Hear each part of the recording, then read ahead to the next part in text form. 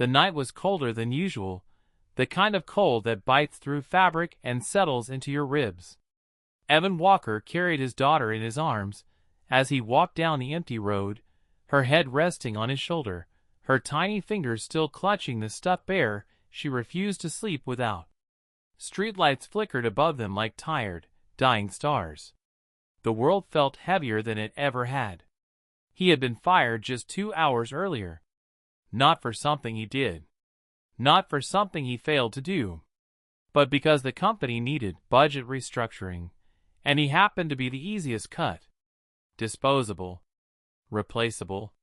Good enough to build their foundations, not good enough to keep.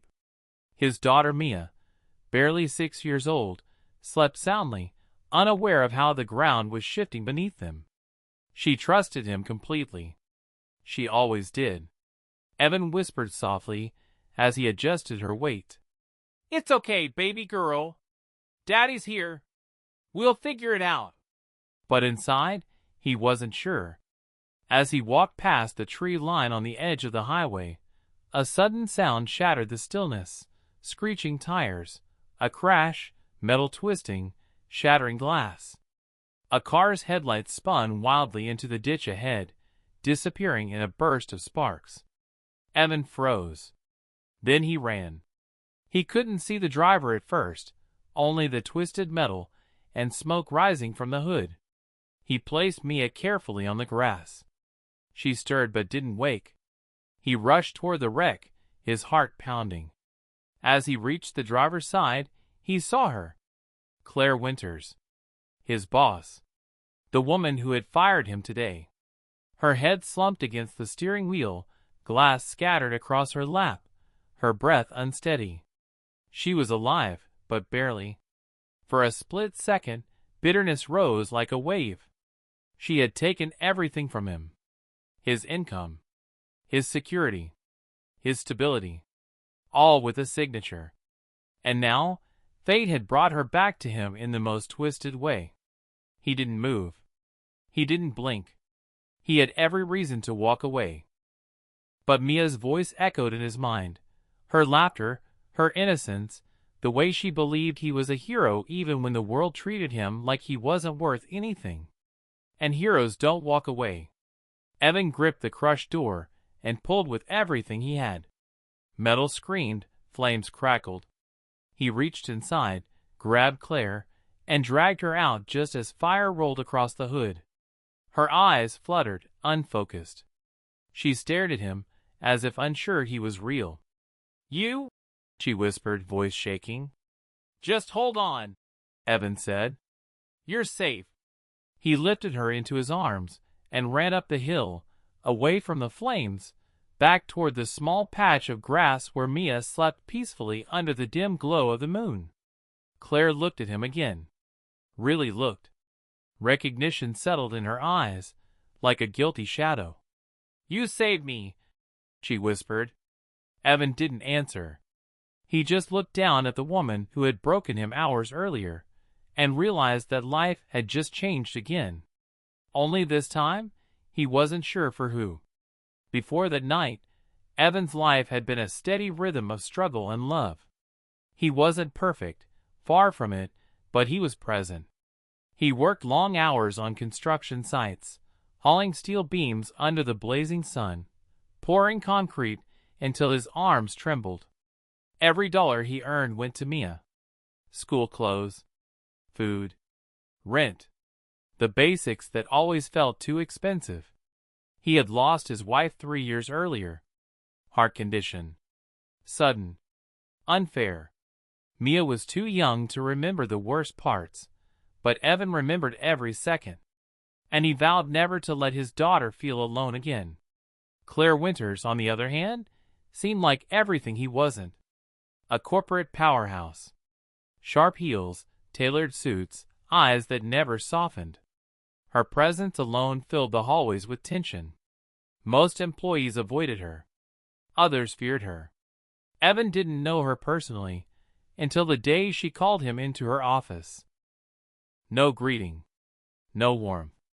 No acknowledgement of his years of loyal work. "Evan," she said in a clipped tone, We're eliminating your position effective immediately. He opened his mouth, but she held up a hand. It's not performance related. It's purely financial. Security will escort you out. He stared at her, stunned. I have a daughter. Her eyes faltered for a brief second, but her voice didn't change. I'm sorry. I truly am. But this is how the company must move forward. Except she didn't look sorry. She looked tired. Worn. Like someone who had been carrying a weight too heavy for too long. Evan left with a cardboard box and a heart full of anger. For hours he walked, thinking about what to do. He had no savings. Rent was due. Mia needed food. He tried job searching until his phone died. No luck. No callbacks. No openings. And then fate crashed into both of them, literally, when Claire's car flipped. After Evan pulled her from the wreck, he called 911 using a passing driver's phone. Paramedics arrived. Claire was rushed to the hospital. Evan declined a ride, choosing instead to carry Mia home. His muscles burned, but he didn't stop. The next morning, Evan woke up to knocking. He opened the door to see two men in suits. Mr. Walker? One asked. Miss Winters would like to speak with you, she insisted. Evan hesitated. Why? She says you saved her life. He didn't know what he expected walking into her hospital room. Maybe gratitude. Maybe guilt. Maybe nothing at all. Claire looked fragile for the first time. Hooked to machine monitors, bruised, shaken. When she saw him, her voice cracked. Evan. He didn't respond. I didn't know, she whispered. I had no idea how much you were struggling. I didn't know you had a daughter. He crossed his arms. Would it have mattered? She swallowed hard. Yes. More than you know. He didn't believe her. Not yet. She reached out but stopped herself. You saved me. Me. After everything I did to you. Why? Evan thought of Mia and said softly, Because my daughter deserves a father she can be proud of. Her eyes filled with something he never expected, shame. And something else. Regret. Claire insisted on helping him. Evan refused. Pride was all he had left. But Claire wasn't used to hearing the word no. Days passed. She said job offers. He ignored them. She said food baskets. He returned them. She even showed up at his apartment building once, but he never came down. Still, she didn't stop. Not because of guilt anymore, but because of what she discovered while recovering. Her own childhood had shadows too. She lost her mother young. Her father drowned himself in work and expectation, leaving Claire to grow up alone in a house filled with silence and responsibility. She built her career to escape that emptiness, not realizing she had recreated the same coldness in herself. Evan reminded her of something she once admired in people, kindness, even when life was cruel. She envied it, feared it, needed it. 1 week after being discharged, Claire walked to Evan's apartment again. No car, no assistance, no luxury. Just her. This time he answered. What do you want? He asked. To talk, she said. Mia peeked from behind his leg. Claire knelt so she was eye level with the little girl. You must be Mia, she said gently. Mia nodded and offered a shy smile. Claire smiled back, genuine, warm in a way Evan had never seen. Can I see where you live? She asked him. He hesitated, then nodded. Inside, Claire looked around the tiny one-room apartment. A couch that had seen better days. A fridge with barely anything inside. A stack of unpaid bills on the counter. Mia's drawings taped to the wall. Claire's chest tightened. You're barely making it, she whispered. Evan didn't deny it. She walked over to where Mia slept on a folded blanket. Claire touched the fabric and felt her throat tighten. I did this, she said, her voice breaking. I put you through this. Evan tried to speak, but she held up a hand. No. Let me say this. Tears filled her eyes. I made a decision that was easy for me and devastating for you. And you still saved my life. Why would you do that? Evan's voice was quiet. Because nobody deserves to die alone. She covered her mouth, sobbing for the first time in front of anyone. Then she looked up at him and said words he never expected. I want to fix this. Not because I owe you, but because I respect you. She offered him his job back. He refused. She offered double pay. He refused. She offered temporary support until he found something else. He refused again. Claire stepped closer. Then tell me what you want. He looked at her, really looked. Past the suits, past the cold persona, past the reputation. And he saw someone exhausted, scared, lonely, just like he had been. I want a chance, he said. Not a handout. Claire nodded. Then I'll give you one. She offered him a new position, project manager. Stable hours. Benefits. Higher pay. And Mia could attend the company childcare program for free. But, Evan said, I don't know enough to be a manager. Then I'll train you, Claire said. Personally. He was speechless. I don't want to fix my guilt, she continued softly. I want to fix myself. And maybe I can start by helping someone who deserved better from me.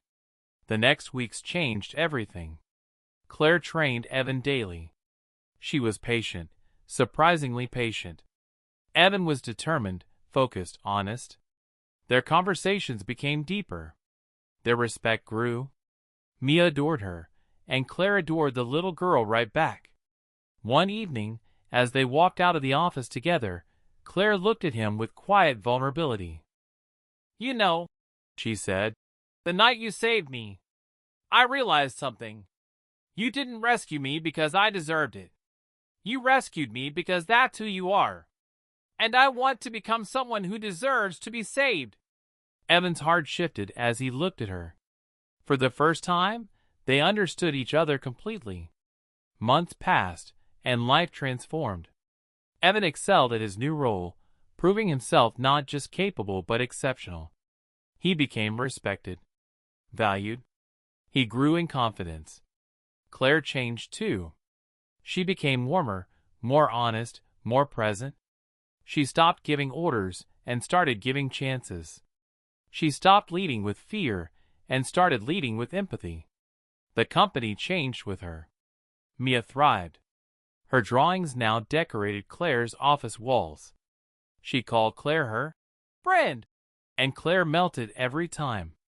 One quiet Sunday afternoon, Evan and Claire took Mia to the park. They sat on a bench while Mia ran through the grass, laughing freely. Claire spoke without looking at him. I used to think strength meant never showing weakness. And now? Evan asked. She smiled softly. Now I think strength is being brave enough to care. Evan didn't speak. He didn't need to. Claire reached out and gently touched his hand. You saved my life, Evan. But not the way you think. He turned to her, brows raised. You saved the part of me I thought was gone forever. Mia ran back and grabbed both their hands, pulling them to stand. And they did. Together. As the sun dipped behind the trees, Claire whispered the words that sealed everything between them. You saved me once. Let me spend the rest of my life saving you back. Fade out.